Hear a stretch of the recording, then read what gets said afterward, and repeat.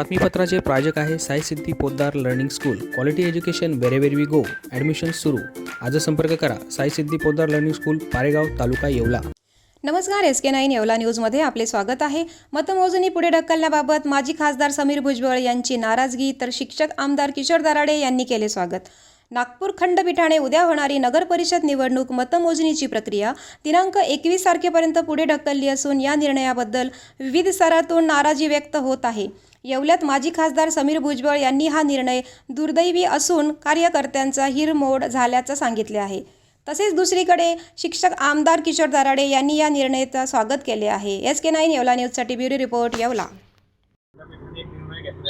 उद्या होणारी मतमोजणी 21 तारखेपर्यंत ढकलण्यात आली आहे. या निर्णयाचं तुम्ही काय म्हणता? या निर्णयाचं मी स्वागतच करेन. कोर्टाचा निर्णय याचं स्वागतच करेन आणि चांगला निर्णय आहे.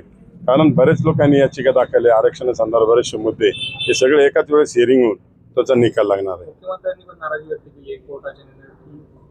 हे ढकलायला नव्हतं पाहिजे, कारण अनेक निवडणुका देखील पुढे ढकलल्या नाही, पण काही जर चुकीचं काही लोकांची शंका असेल, कामचं आरक्षण 50% वर गेलं, तो त्यांना अधिकार आहे. तो अधिकारासाठी ते लोक कोर्टात गेलेले आणि कोर्ट जो निर्णय देतो तो सगळ्यांना मान्य राहणार. जी मतमोजणी होती ती उद्या होणार होती, मात्र ती 21 तारखेला पुढे ढकलली. काय सांगा?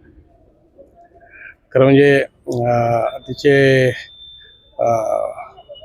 कोर्टाने दिलेला निर्णय असल्यामुळे सर्वांना मान्य करावा लागेल. परंतु गेले महिनाभर जे आहे जो सगळे फॉर्म भरणं, नंतर मग प्रचार आणि मग नंतर मग आता शेवटच्या क्षणी म्हणजे आज मतदान होतं आहे आणि सगळ्यांना उमेदवारांना आणि सगळ्यांनाच उत्सुकता असते की बा आता लगेच दुसऱ्या दिवशी जे आहे मोजणी होणार आहे. परंतु ती आता 21 तारखेला ढकलल्यामुळे निश्चितच सर्व उमेदवारांचे आणि जे वाट बघणारे जे आहे नागरिक आहेत त्यांची तर निराशा झालेली आहे.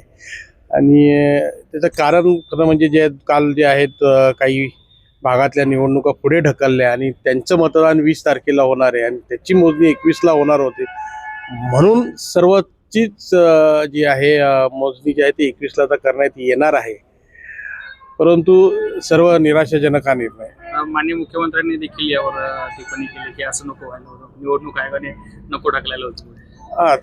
खरं म्हणजे आता एक निवडणुकीची एक प्रक्रिया असते आणि त्या प्रक्रियामध्ये आपण फॉर्म भरतो, त्याच्यानंतर मग त्याच्यामध्ये जे आहे मग विड्रॉलची तारीख असते आणि विड्रॉलच्या तारखेनंतर जे आहे एक आणखीन 4-5 दिवसाच्या नंतरची अजून एक तारीख असते. तोपर्यंत जे सिम्बल नंबर वगैरे हे वाटत नाही का, तर काही लोक ज्यांच्या स्क्रुटिनीमध्ये काही बाद झाले असेल तर ते त्यांना कोर्टात जाण्याचा पर्याय असतो आणि तेवढ्या अवधीमध्ये मग कोर्टाचा जो काही निर्णय येईल त्याप्रमाणे प्रक्रिया मग पुढे चालू राहते.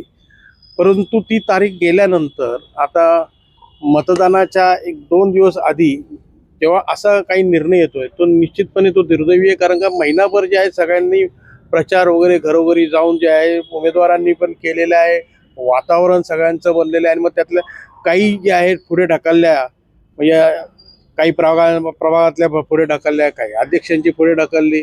तर अशा पद्धतीने जे आहे निश्चितपणे कार्यकर्त्यांचा हिरेमोड होतो आणि नागरिकांचाही होतो.